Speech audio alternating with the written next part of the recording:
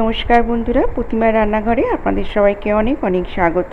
আজকে আমি বানাবো পাবদা মাছের ভাপা, একদম নতুন রেসিপি।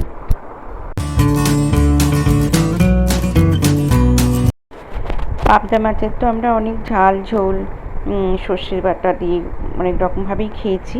এইভাবে একবার খেয়ে দেখো বন্ধুরা, ভীষণ ভালো লাগবে খেতে।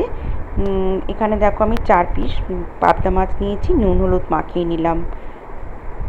নুন হলুদ মাখিয়ে আমি কড়াইতে কিছুটা সর্ষের তেল দিয়েছি। আমি প্রথমে হালকা করে মাছগুলো একটু ভেজে নেব।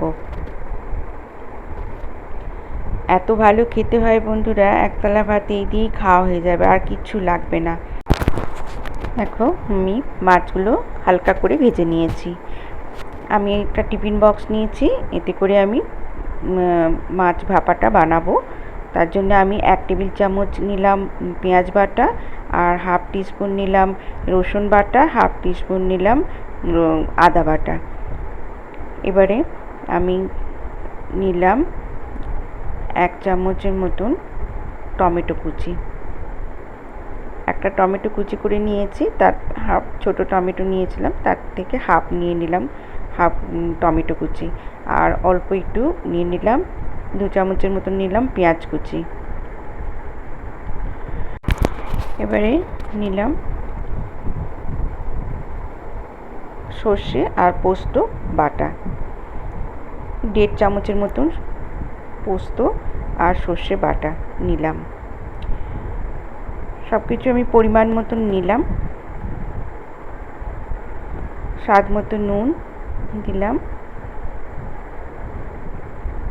আর কিছু গুঁড়ো মশলা অ্যাড করব। লঙ্কা গুঁড়ো দিলাম, জিরে গুঁড়ো, অল্প একটু ধনে গুঁড়ো দিলাম, আর দিলাম হলুদ গুঁড়ো। এবারে ভালো করে সব মিশিয়ে নেব। মিশিয়ে নিয়ে আমি হাফ কাপের একটু কম জল দিলাম। দেখুন এইভাবে আমি ভালো করে মিশিয়ে নিলাম। নিয়ে আর মাছ ভাজার যে তেলটা ছিল দিয়ে দিলাম, দিয়ে আবারও ভালো করে আমি মিশিয়ে নিলাম।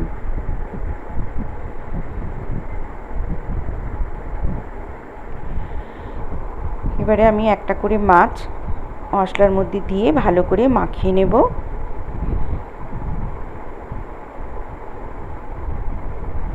মাছের গায়ে ভালো করে মশলাগুলো মাখিয়ে নেব।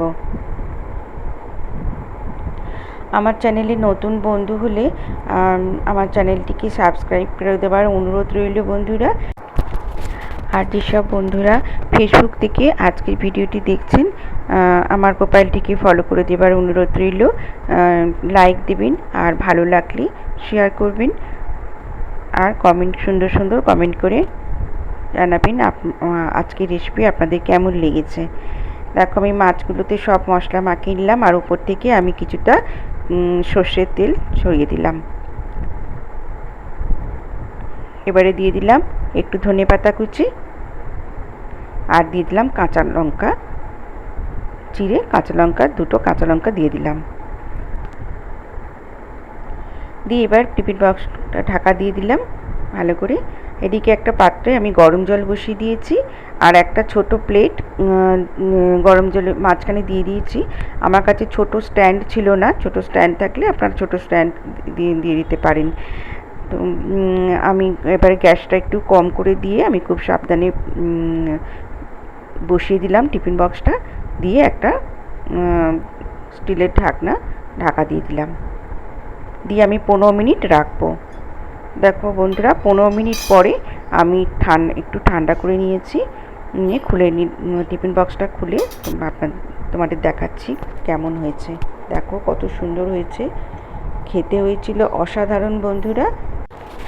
আমি আবারও বলছি বন্ধুরা, একবার হলেও বাড়িতে ট্রাই করো, ভীষণ ভালো লাগবে গরম ভাতের সাথে। দেখো আজকের মতন এখানেই শেষ করলাম ভিডিওটা। সবাই খুব ভালো থেকো, সুস্থ থেকো, টাটা।